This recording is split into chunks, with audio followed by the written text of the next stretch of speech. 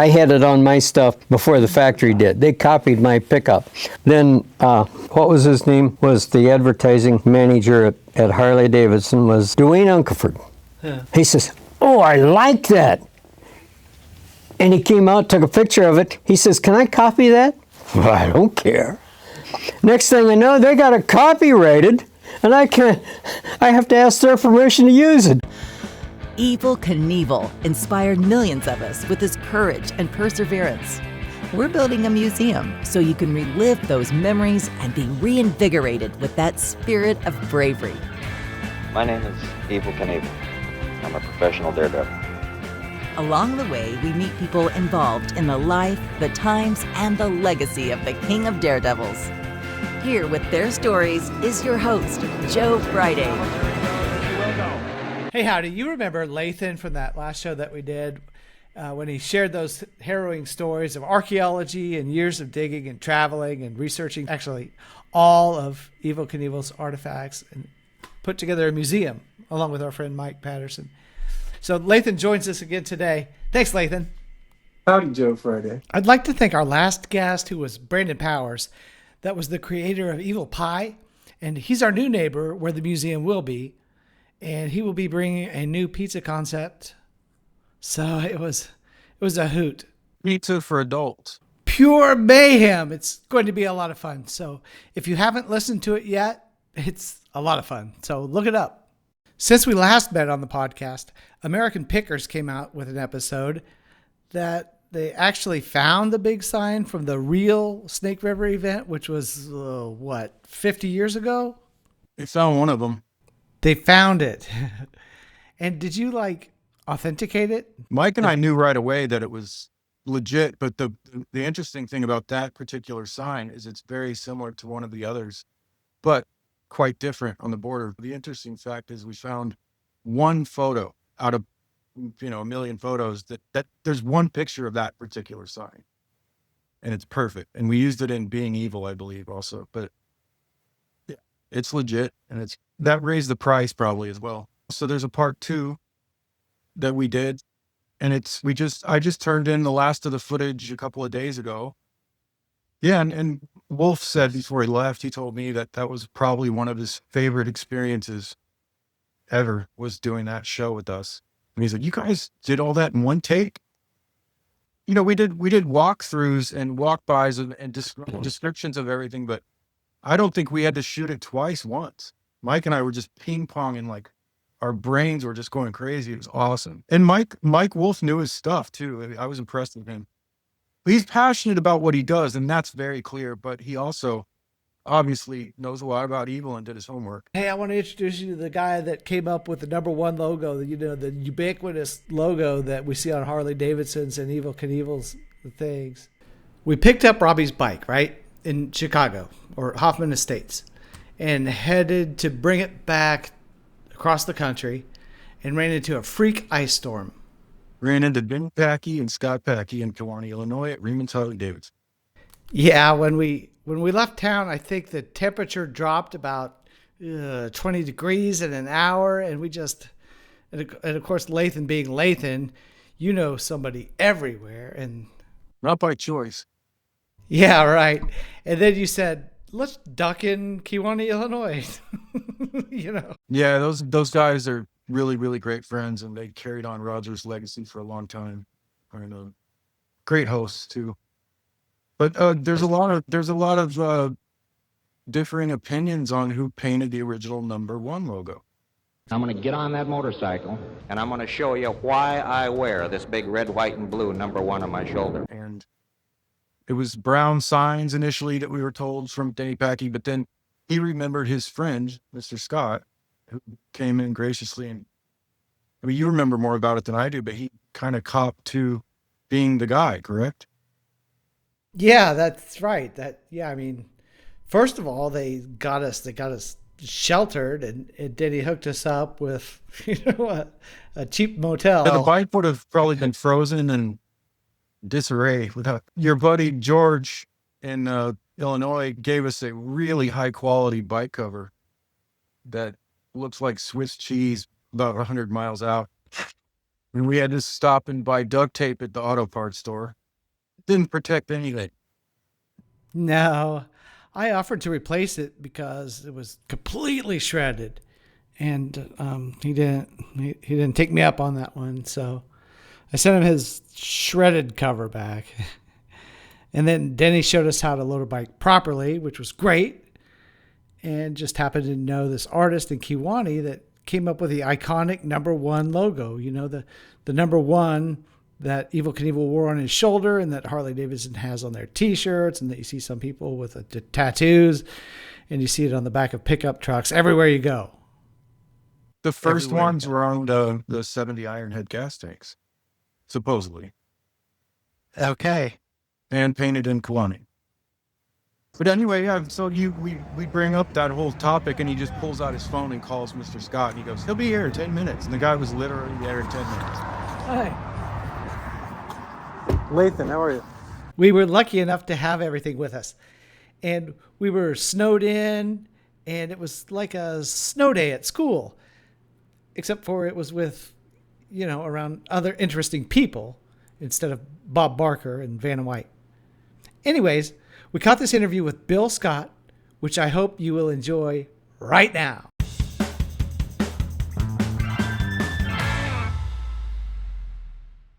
I started racing in 1954 on a Harley 165. We were running scrambles, and actually, when I was a sophomore in high school, I went out for track at the high school, and I didn't have the legs for the dash, but I had lungs and endurance. I should have been on the cross country or mile team because I could last. And I knew better than to try football or basketball or baseball. I was barely 5 feet. And our illustrious coach, which they have a gym named for Helmut H. Brockman Gymnasium, he told me, he says, don't bother with sports. He says, I went in, jumped all over him, because the first big track meet that we were supposed to go to, I wasn't on the roster. And he had guys on there that were way slower than me. And I said, how come they're on a team and I'm not? I can outrun them practice all the time. Our practice was down around Baker Park from the Kewanee High School, which at that time was over by the Dairy Queen, and then you go run around Baker Park and back to the school. And I could get back there and be changed before some of the guys that he had on the team were back home. And he says, you're never going to be an athlete. Forget about athletics. Focus on academics. I went in the locker room, changed my clothes, threw my gym suit on his desk, went out, hopped on my bike, a Harley 165 with knobby tires, and at that time we had a cinder track. Nice, well-groomed cinder track out there.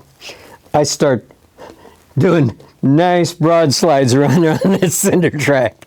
He got out there, stop, stop, stop. I'd run him over, or at least he thought I would anyhow. I wanted him to think I would. I might have. But I ran maybe 10 laps around there, just sliding, throwing cinders everywhere. The principal was a friend of my father's, so I got off light. I figured I was going to get expelled over that, but I had to go every night after practice. I had to rake down that damn track and regroom it, do something nice for that jerky coach that I just absolutely despised. Then I went racing. He didn't like me. I didn't like the school. School didn't like me. So, Yeah. and I went racing, and my lightweight, I was small, and I had what he didn't see. What's it take to be a good athlete? You have to have good coordination. You have to have cat-like reflexes, a spatial recognition, be able, timing, recognition. I had all that. That's what it takes to be an athlete. He didn't see that. And I started hauling home trophies right away. And Roger and I battled quite a lot on he always had better equipment than I did, just a bunch of kids. And then when I got out of high school, I was working at Chevy Garage, and we put together this bike. I mean, we didn't leave any detail that we could dream up untouched. Mm-hmm. The inside of the flywheels, everything looked like jewelry. Polished, smooth. The inside of the crankcases, smooth as glass. One of the local guys was in here looking over, actually my shop. My dad's home was next door. And local guy was watching while we were working on it. He says, man, if a fly had landed in there, he'd fall down and break his leg. We had everything smooth as glass. And we figured, well, the flywheels are turning 8,000 RPMs, and there's not much space in those crankcases. So if you get bubbles of oil in there, that's going to cause cling. So the smoother you make it, the less, if it does need to be lubricated, you don't want oil on it. Yeah. So if it didn't need to be lubricated, we buffed it up, slick, shiny, and the whole inside was a lot of work with a little Dremel grinder and a Bright Boy. Well, it wasn't a Dremel; it was something earlier version, but Right. and what they called Bright Boy pads. It's like Scotch Brights. We had everything polished, smooth. We even packed the wheel bearings with Vaseline. What's Vaseline? Petroleum jelly. Somebody said, well, that's not going to last long. Give me 1 hour. Only has to last 1 hour.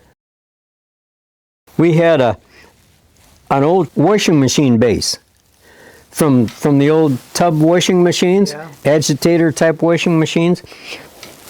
Pulled it out of the dump somewhere, and we had a piece of plywood on it, and we mounted the transmission there with an electric motor, and we run a slurry of ATF and Bon Mi, and we lapped in those gears. You know how you notch gears together? You can feel them go tick, tick, tick as they merge. Mm-hmm. Mine didn't.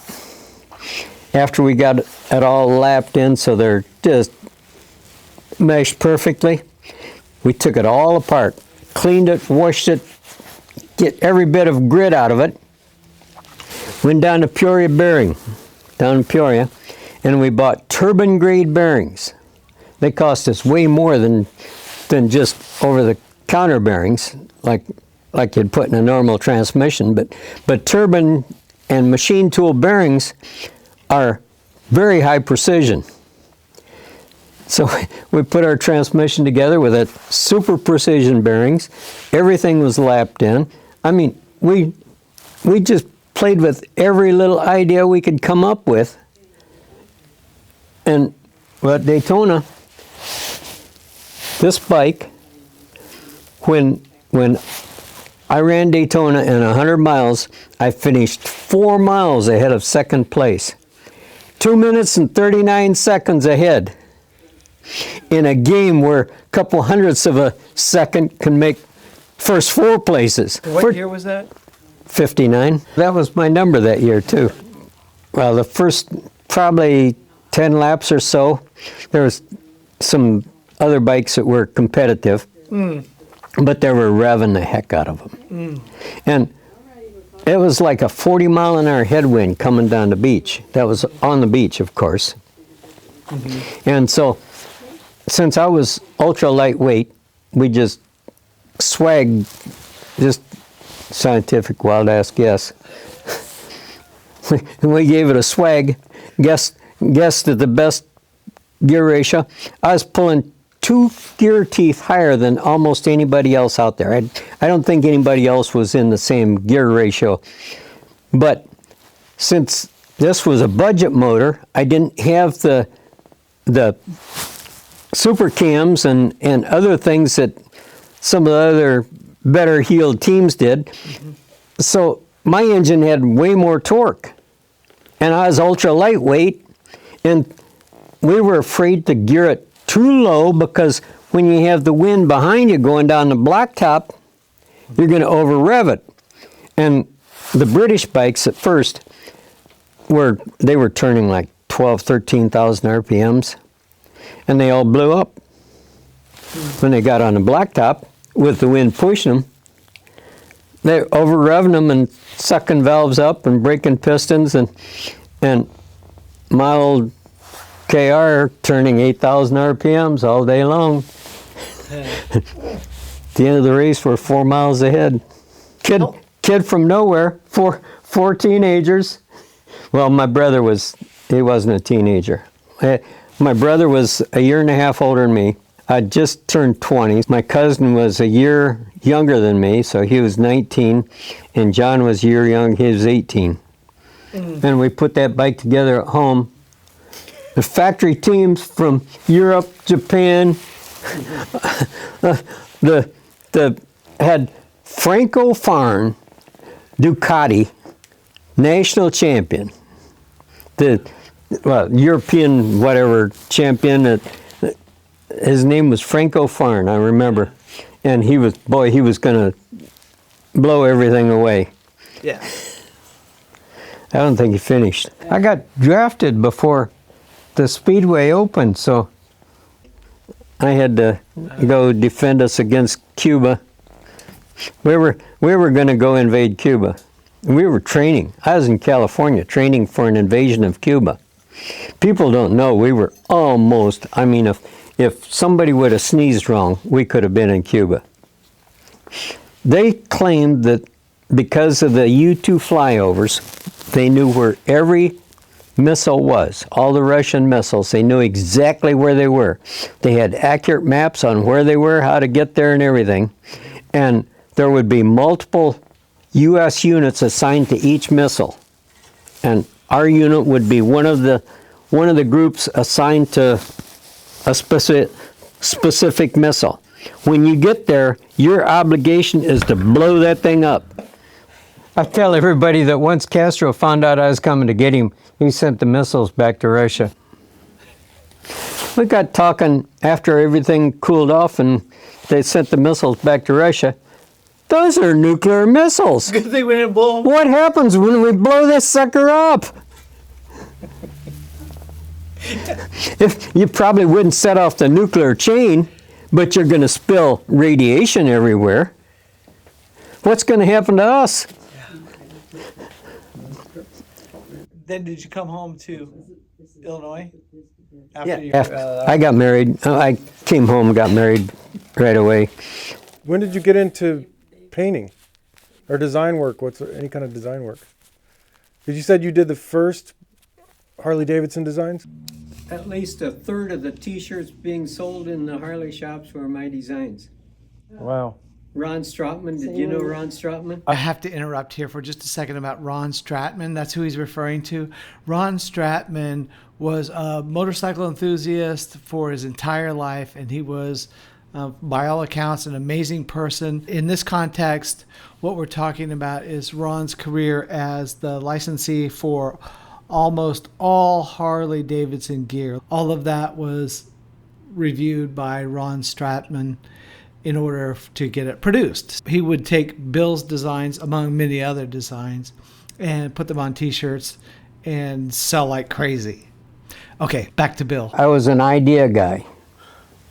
And I'd do an idea and I'd do a kind of a sketch layout. I was a draftsman at Caterpillar in between other careers.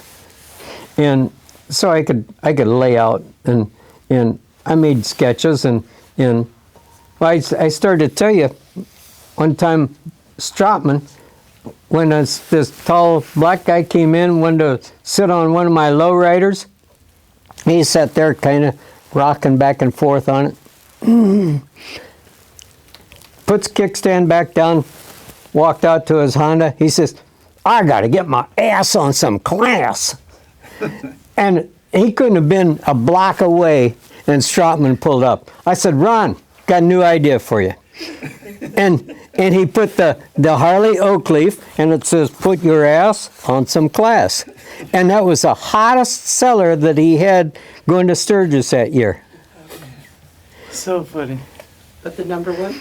And the one that, there was a T-shirt that, another hot one, said, if I have to explain it, you wouldn't understand. That was my idea. A hand grenade said, Japanese motorcycle repair kit. Hand grenade. Another one had a motorcycle and looked like water with just the rear wheel sticking up, and it had Honda, Yamaha, Kawasaki, Suzuki in looked like Japanese letters, you know, they like chunks, and then underneath it said, brought to you by the same nice people that gave us Pearl Harbor. That was in the 60s, so it wasn't that far removed from World War II, you know, so, and that was a good one. Then another one that had a, looked like a Harley shovel head engine made out of brick with a door on it with a crescent on it. It said built like a brick Harley. Oh yeah, like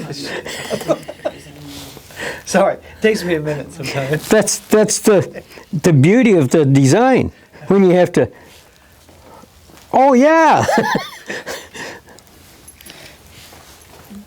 So tell us about this. Lathan is asking about a sign. It's one of those wall-mounted signs made out of pressed metal, and it's got the stars on top, vertical stripes, and it says Harley Davidson down on the serif of the big number one. When I kind of sketched this out for a sign painter, I had bought a new Chevy pickup, and Harley was number one for how many years, you know, and at that time we were in tight competition with mostly British bikes, not that much with Japanese, but there was some Japanese bikes. And so I had the sign painter make up a red, white, and blue number one, which was basically like this. And then I had a third projection. It had one-stop cycle center, and then I had bullet points down here: motorcycles, mini cycles, parts, insurance, financing, accessories, like that.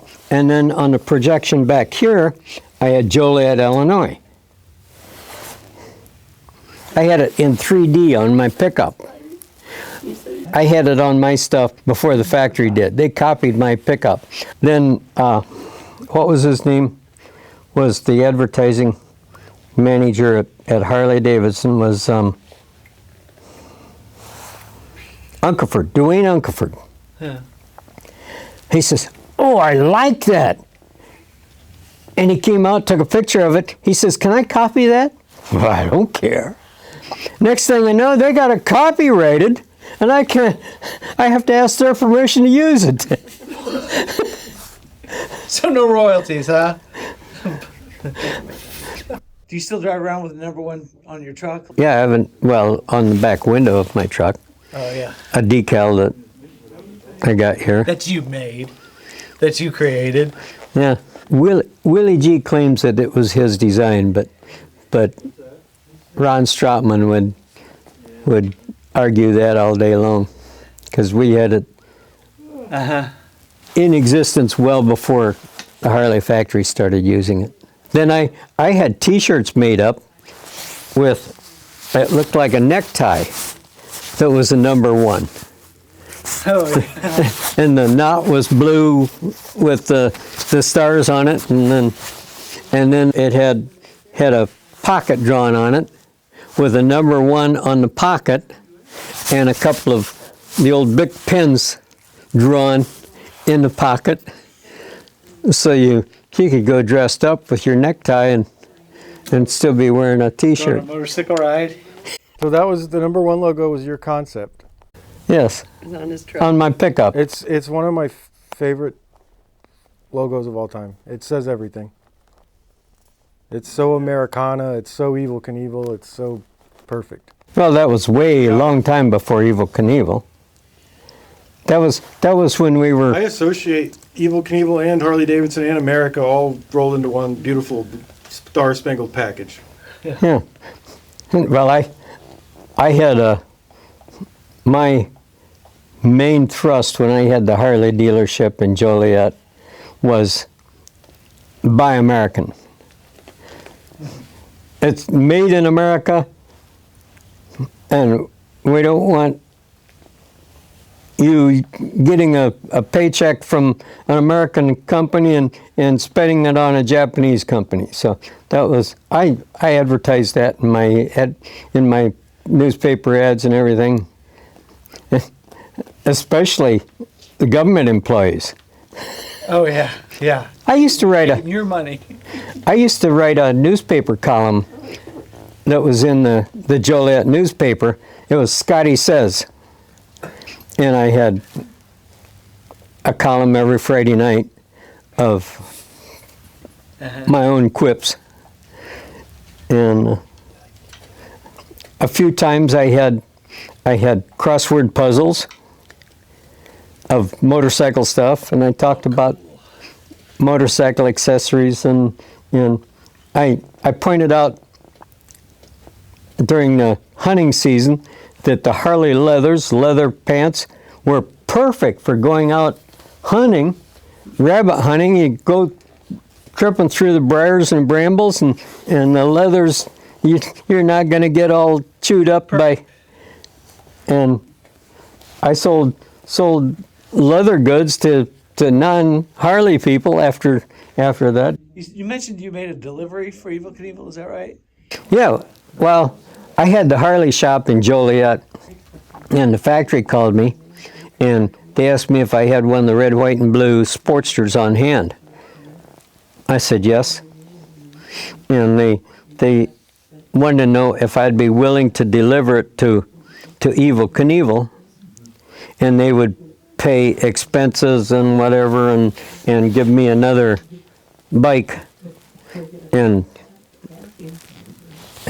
give me a pass on it, and all that. And I said, sure.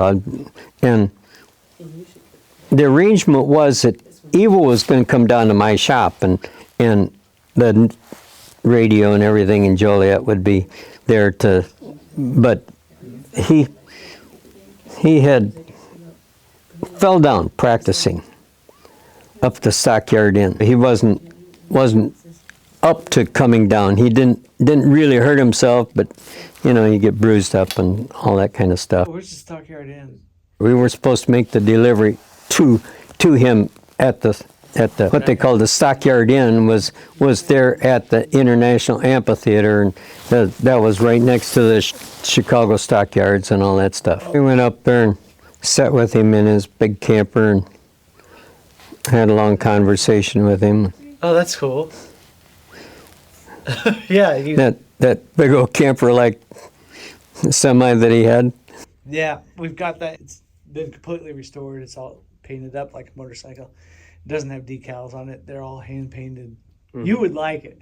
It's a cool museum. What happened with your dealership? Did you sell it? I sold it, yeah. Yeah. Well, I had the Harley dealership in Joliet for 17 years, and then the economy went sour in 1984. Well, the early 80s, the inflation rate was 20. The prime rate for financing was 20%, and there was no construction going on. The motorcycle customers are hard hat guys. They're the construction workers. Probably at least half your clientele is construction workers, and there was no construction. And so it got pretty tough to sell motorcycles, and it looked like Harley was going to go under. It really, and then in, what was it, 83, when when Harley bought themselves back from AMF, and then they had a couple of bad years, and then it was Malcolm Forbes arranged financing for Harley Davidson to bail out. He's a billionaire. Well, Malcolm Forbes was a big Harley guy anyhow. He gave away Harleys to several of his friends. Liz Taylor was a friend that got a free Harley from him. Yeah. Do you still ride motorcycles? Oh yeah. Oh, good. Yeah, it's just, I still have You take it out? 4 or 5 old bikes of my own. How long did you race? To 84. From 59 to 84? No, from 54 to 84. I was 71 when I took it to Daytona for the vintage races, and everybody else out there was half my age. And I got second place. Nice. I was dicing it out with a guy on a Triumph, and he really wanted it. Yeah. And I thought, if we keep going like this, one of us could get hurt. And I was old enough to know that pain hurts. I'd had a few crashes. I know what it feels. Recovery can be rough.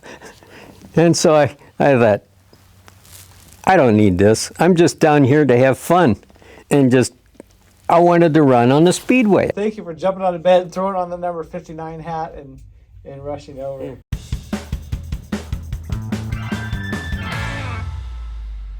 And so now you know where that big number 1 comes from. Wasn't that an awesome story? I mean, the guy won Daytona way long ago, and then won when he was a senior. And in the interim, he designed that amazing logo that you've seen in 1 million times. So especially want to thank our guest, Bill Scott from Kewanee, Illinois. What a great and unexpected thing to find a friend in Kewanee, Illinois, right? Also want to let you know about our next guest. Mike Patterson will be on to talk a little bit more about the museum and what's happening there with the new displays as well as the building. Thank you so much for joining us. Thank you, Lathan. We'll see You're just y'all so in Las detailed. Vegas soon. Well, until next time, buddy, stay fabulous. Adios. Bye. If you want to be in this business and you want to be the best in the world and you want to wear a red, white, and blue number 1 on your back, you have to be man enough to handle the consequences. I'm Evel Knievel, honey. I'm not supposed to be afraid. All right. If you enjoyed this episode, please subscribe. It's our mission to preserve and present the legacy of Evel Knievel. So if you have an idea for an episode or a guest, or have a suggestion to improve our show, just drop us a line at joe@thrill.show. Like, I just think the Evel Knievel way. We leave you with the encouraging words from the book of Deuteronomy. Be strong and courageous. Do not be afraid or terrified, for the Lord your God goes with you. He will never leave you or forsake you. Until next time, happy landings.